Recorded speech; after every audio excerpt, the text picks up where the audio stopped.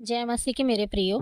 आज हम एक अद्भुत विषय पर विचार करने जा रहे हैं। बाइबल में कौन कौन व्यक्ति बिना मृत्यु के सीधे परमेश्वर के साथ जीवित उठा लिया गया। यह विषय न केवल हमें बाइबल की सच्चाई को समझने में मदद करता है, बल्कि यह भी दर्शाता है कि परमेश्वर का प्रेम और योजना कितनी महान है। नंबर 1, हनोक। उत्पत्ति 5:24 हमें बताती है कि हनोक परमेश्वर के साथ चलता रहा और वह लोप हो गया क्योंकि परमेश्वर ने उसे उठा लिया। हनोक एक धर्मी व्यक्ति था, वह परमेश्वर के साथ चलता रहा। इसका अर्थ है कि उसका जीवन परमेश्वर के अनुसार था। वह मृत्यु को नहीं चखा, बल्कि परमेश्वर ने उसे सीधे स्वर्ग में उठा लिया। इब्रानियों अध्याय 11:5 में लिखा है, विश्वास ही से हनोक उठा लिया गया कि मृत्यु को ना देखे। हनोक का जीवन एक उदाहरण है मेरे प्रियो कि यदि हम परमेश्वर के साथ चलें तो हमें अनंत जीवन की आशा है। हनोक भविष्य में उस परिवर्तन का प्रतीक है जो मसीह में विश्वास रखने वालों को मिलेगा। नंबर 2, एलिया। दूसरा राजा 2:11 अध्याय में लिखा है, जब वे बातें कर ही रहे थे तब एक अग्निमय रथ और अग्निमय घोड़े आकर उन दोनों के बीच में से निकल गए और एलिया बवंडर में होकर स्वर्ग में चढ़ गया। एलिया एक महान भविष्यवक्ता था। वह परमेश्वर का वफादार सेवक था जिसने इज़राइल को मूर्ति पूजा से छुटकारा दिलाया। परमेश्वर ने उसे अद्भुत रीति से स्वर्ग में उठा लिया, अग्नि के रथ में। परमेश्वर अपने सेवकों की परवाह करता है मेरे प्रियो।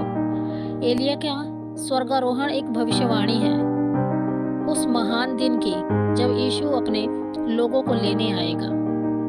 नंबर 3, यीशु मसीह। प्रेरितों का काम अध्याय 1:9 कहता है, जब वह ये बातें कर चुका तब वे उसे देखते ही देखते ऊपर उठा लिया गया और एक बादल ने उसे उसकी आंखों से छिपा लिया। प्रभु यीशु ने मृत्यु को पराजित किया और तीसरे दिन जी उठे। उन्होंने चेलों को 40 दिन तक दर्शन दिए और फिर स्वर्ग में उठा लिए गए।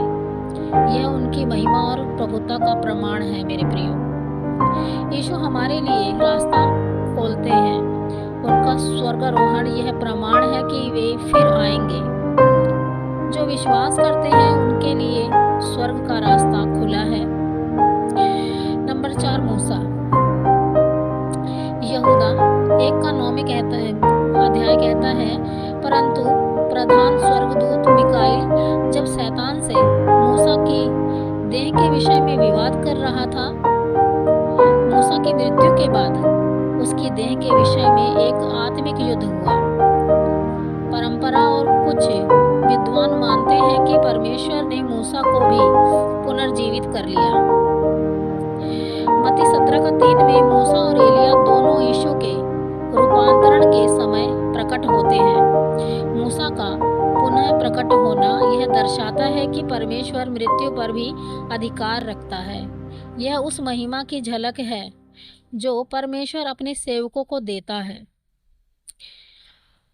अब हम देखेंगे कि जो अंतिम दिनों में उठाए जाने की जो बात कही गई है, थिस्सलुनीकियों 4:16 और 17 में लिखा गया है, क्योंकि प्रभु आप ही स्वर्ग से उतरेगा और फिर हम जो जीवित और बचे रहेंगे उनके साथ बादलों पर उठा लिए जाएंगे प्रभु से मिलने के लिए। यह भविष्य की बात है मेरे प्रियो। जब यीशु दोबारा आएंगे तो जो लोग मसीह में विश्वास रखते हुए जीवित होंगे वे एक ही क्षण में उठा लिए जाएंगे।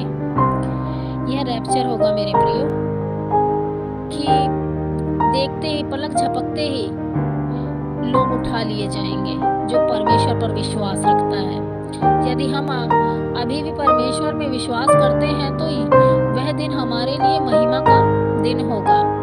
यह आशा हमें पवित्र जीवन जीने की प्रेरणा देती है मेरे प्रियो।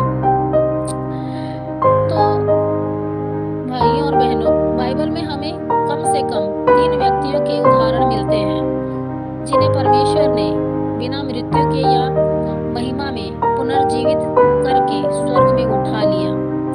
हनोक, एलिया, यीशु मसीह जो पुनर्जीवित होकर स्वर्ग गए। इसके साथ साथ मूसा और आने वाले दिनों में विश्वासियों के उठाए जाने की घटना भी हमें परमेश्वर की योजना की झलक देती है। प्रश्न यह नहीं है कि कौन कौन उठा लिया गया, बल्कि यह है क्या हम तैयार हैं उस दिन के लिए? क्या हमारा जीवन हनोक जैसा है? क्या हमारी भक्ति एलिया जैसी है? क्या हम यीशु पर विश्वास करते हैं जो हमें भी उठा सकते हैं? हे प्रभु, हमें वह विश्वास और पवित्रता दे जो हनोक और एलिया में थी। यीशु मसीह के बलिदान के द्वारा हम भी तेरे साथ अनंत जीवन पा सकें। आमीन।